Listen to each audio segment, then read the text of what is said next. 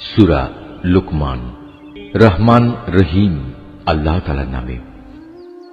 আলিফ লাম মিম, এগুলো হচ্ছে একটি জ্ঞান গর্ভ কিতাবের আয়াত। নেককার মানুষদের জন্য এ হচ্ছে হিদায়াত ও রহমত। যারা নামাজ প্রতিষ্ঠা করে, যাকাত আদায় করে, সর্বোপরি যারা শেষ বিচার দিনের উপর নিশ্চিত বিশ্বাস রাখে, এই লোকগুলোই তাদের মালিকের পক্ষ থেকে যথার্থ হিদায়াতের উপর রয়েছে। মূলত এরাই হচ্ছে সফল কাম। মানুষদের মাঝে এমন ব্যক্তিও আছে যে অর্থহীন ও বেহুদা গল্প কাহিনী কেনে, যাতে করে মানুষদের নিতান্ত অজ্ঞতার ভিত্তিতে আল্লাহ তাআলার পথ থেকে দূরে সরিয়ে রাখতে পারে। সে এ নিয়ে হাসি বিদ্রুপ করে। তাদের জন্য অপমানকর শাস্তির ব্যবস্থা রয়েছে। যখন তার সামনে আমার আয়াতসমূহ তেলাওয়াত করা হয়, তখন সে দম্ভ ভরে মুখ ফিরিয়ে নেয়, যেন সে কখনো তা শুনতেই পায়নি, আর কান দুটি যেন বধির। তাকে তুমি কঠোর আযাবের সুসংবাদ দাও। নিঃসন্দেহে যারা আল্লাহ তাআলার উপর ঈমান এনেছে এবং নেক আমল করেছে, তাদের জন্য রয়েছে নিয়ামতের সমাহার, জান্নাত সমূহ। সেখানে তারা চিরকাল অবস্থান করবে। আল্লাহ তাআলার প্রতিশ্রুতি অতীব সত্য। তিনি মহা পরাক্রমশালী, প্রজ্ঞাময়। তোমরা দেখতে পাচ্ছ, তিনি আসমান সমূহকে কোন স্তম্ভ ছাড়াই পয়দা করেছেন। তিনি জমিনে পাহাড় সমূহ স্থাপন করে রেখেছেন, যাতে করে তা তোমাদের দিয়ে কখনো একদিকে ঢলে না পড়ে। আবার তাতে প্রত্যেক প্রকারের বিচরণশীল জন্তু তিনি ছড়িয়ে দিয়েছেন। হ্যাঁ, আমি আকাশ থেকে পানি বর্ষণ করেছি, অতঃপর সে পানি দিয়ে সেখানে আমি সুন্দর সুন্দর জিনিসপত্র উৎপাদন করিয়েছি।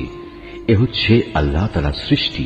অতঃপর তোমরা আমাকে দেখাও তো, আল্লাহকে বাদ দিয়ে তারা তোমাদের উপাস্য দেবতার কি সৃষ্টি করেছে?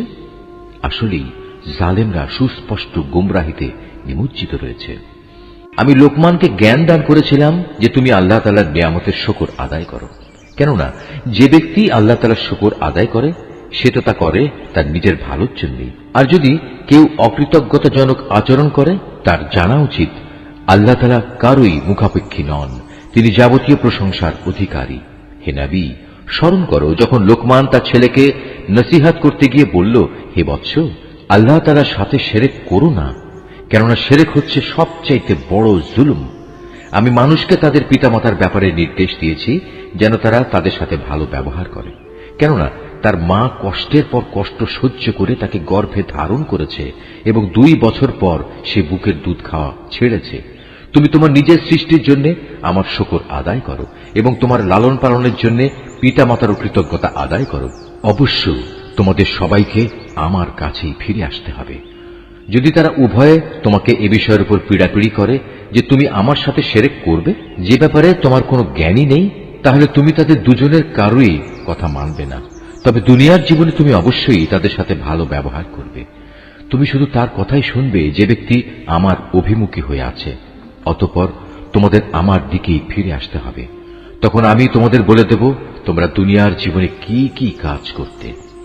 লোকমান আরো বলল, হে বৎস, যদি তোমার কোনো আমল সরিষার দানা পরিমাণ ছোটও হয় এবং তা যদি কোনো শিলাখণ্ডের ভেতর কিংবা আসমান সমূহেও লুকিয়ে থাকে, অথবা যদি তা থাকে জমিনের ভিতরে, তাও আল্লাহ তাআলা সামনে এনে হাজির করবেন। আল্লাহ তাআলা অবশ্যই সূক্ষ্মদর্শী এবং সকল বিষয়ে সম্যক অবগত। লোকমান আরো বলল, হে বৎস, তুমি নামাজ প্রতিষ্ঠা করো, মানুষদের ভালো কাজের আদেশ দাও, মন্দ কাজ থেকে বিরত রাখো। তোমার উপর কোনো বিপদ মুসিবত এসে পড়লে তার উপর ধৈর্য ধারণ করো। বিপদে ধৈর্য ধারণ করার এই কাজ নিঃসন্দেহে একটি বড় সাহসিকতাপূর্ণ কাজ।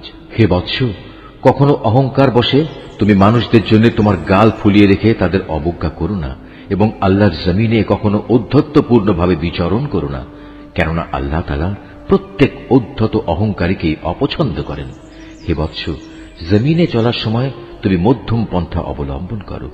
তোমার কণ্ঠস্বর নিচু করো, কেননা সব আওয়াজের মধ্যে সবচাইতে অপ্রীতিকর আওয়াজ হচ্ছে গাধার আওয়াজ। তোমরা কি একথা কখনো চিন্তা করে দেখোনি? যা কিছু আসমান সমূহে রয়েছে, যা কিছু রয়েছে জমিনের মধ্যে, আল্লাহ তাআলা তা তোমাদের অধীন করে রেখেছেন এবং তোমাদের উপর তিনি তার দেখা অদেখা যাবতীয় নিয়ামত পূর্ণ করে দিয়েছেন। কিন্তু এ সত্ত্বেও মানুষের মাঝে কিছু এমন আছে যারা আল্লাহ তাআলা সম্পর্কে অর্থহীন তর্ক করে। তাদের কাছে না আছে তর্ক করার মতো কোনো জ্ঞান, না আছে কোনো দীপ্তিমান গ্রন্থ। আর যখন তাদের বলা হয় আল্লাহ তাআলা যা কিছু নাজিল করেছেন তোমরা তার অনুসরণ করো। তখন তারা বলে, আমরা কেবল সে বস্তুরই অনুসরণ করব যার উপর আমরা আমাদের বাপ দাদাদের পেয়েছি। কিন্তু শয়তান যদি তাদের বাপ দাদাদের জাহান্নামের আযাবের দিকে ডাকতে থাকে, তাহলেও কি এরা তাদের অনুসরণ করবে? যদি কোনো ব্যক্তি সৎ কর্মশীল হয়ে আল্লাহ তাআলার কাজে নিজেকে সম্পূর্ণ সঁপে দেয়, তাহলে সে যেন মনে করে এর দ্বারা একটা মজবুত হাতল ধরেছে। কেননা যাবতীয় কাজকর্মের চূড়ান্ত পরিণাম আল্লাহ তাআলার কাছে। যদি কেউ কুফরি করে, তবে তার কুফরি যেন হে নবী তোমাকে দুশ্চিন্তাগ্রস্ত না করে, কারণ তাদের তো আমার কাছেই ফিরে আসতে হবে। অতঃপর আমি তাদের বলে দেব দুনিয়ায় তারা কি আমল করে এসেছে। অবশ্যই আল্লাহ তাআলা মানুষের অন্তরে যা কিছু লুকায়িত আছে সে ব্যাপারে সম্যক অবগত রয়েছেন। আমি তাদের স্বল্প সময়ের জন্য কিছু জীবনোপকরণ দিয়ে রাখব, অতঃপর আমি তাদের কঠিন আযাবের দিকে টেনে নিয়ে যাব। তুমি যদি তাদের জিজ্ঞেস করো আসমান সমূহ ও জমিন কে পয়দা করেছে, তারা অবশ্যই বলবে, হ্যাঁ, আল্লাহ তাআলাই সৃষ্টি করেছেন। তুমি বলো, সমস্ত প্রশংসা আল্লাহ তাআলার জন্য। কিন্তু তাদের অধিকাংশ মানুষই বোঝে না। আকাশমালা ও পৃথিবীতে যা কিছু আছে তা সবই আল্লাহ তাআলার জন্য। অবশ্যই আল্লাহ তাআলা সব ধরনের অভাব মুক্ত এবং তিনি সমস্ত প্রশংসার মালিক। জমিনের সমস্ত গাছ যদি কলম হয় এবং মহাসমুদ্রগুলোর সাথে যদি আরো 7 সমুদ্র যুক্ত হয়ে তা কালি হয়, তবুও আল্লাহ তাআলার গুণাবলী সম্পর্কিত কথাগুলো লিখে শেষ করা যাবে না। নিশ্চয়ই আল্লাহ তাআলা পরাক্রমশালী ও প্রজ্ঞাময়।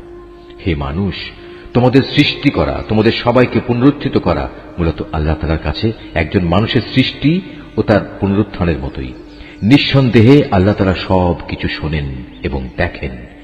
তুমি কি চিন্তা করে দেখোনি আল্লাহ তাআলা কিভাবে রাতকে দিনের ভেতর প্রবেশ করান, আবার দিনকে রাতের ভেতর প্রবেশ করান?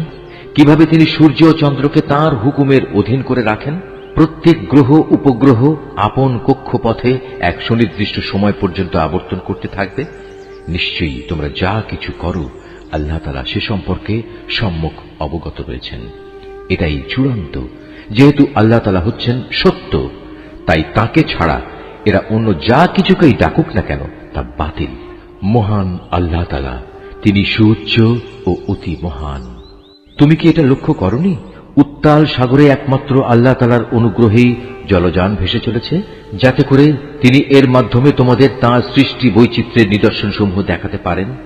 অবশ্যই প্রতিটি ধৈর্যশীল ও কৃতজ্ঞ ব্যক্তির জন্য এতে অনেক নিদর্শন রয়েছে।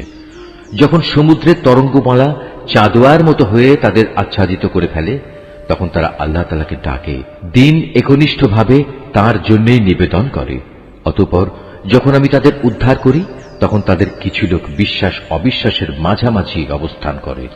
অবশ্য যখন স্থলভাগে পৌঁছে দেই, তখন বিশ্বাসঘাতক ও অকৃতজ্ঞ ছাড়া কেউই আমার নিদর্শনসমূহ অস্বীকার করে না। হে মানুষ, তোমরা তোমাদের মালিককে ভয় করো এবং এমন একটি দিনকে ভয় করো যেদিন কোনো পিতা তার সন্তানের পক্ষ থেকে বিনিময় আদায় করবে না, না কোনো সন্তান তার পিতার পক্ষ থেকে বিনিময় আদায় করতে পারবে। অবশ্যই আল্লাহ তাআলার ওয়াদা সত্য। সুতরাং হে মানুষ, এ পার্থিব জীবন যেন তোমাদের কোন রকম প্রতারিত করতে না পারে এবং প্রতারক শয়তানও যেন কখনো তোমাদের আল্লাহ তাআলা সম্পর্কে কোনো ধোঁকা দিতে না পারে। অবশ্যই আল্লাহ তাআলার কাছে কিয়ামতের সময় জ্ঞান আছে। তিনি বৃষ্টি বর্ষণ করেন। তিনিই জানেন যা মায়ের শুক্রকীটের মাঝে মজুদ রয়েছে। কোনো মানুষই বলতে পারে না আগামীকাল সে কি অর্জন করবে, না কেউ একথা বলতে পারে কোন জমিনে সে মৃত্যু বরণ করবে। নিঃসন্দেহে এ তথ্যগুলো একমাত্র আল্লাহ তাআলাই জানেন। তিনি সর্বজ্ঞ, সর্ববিষয়ে অবহিত।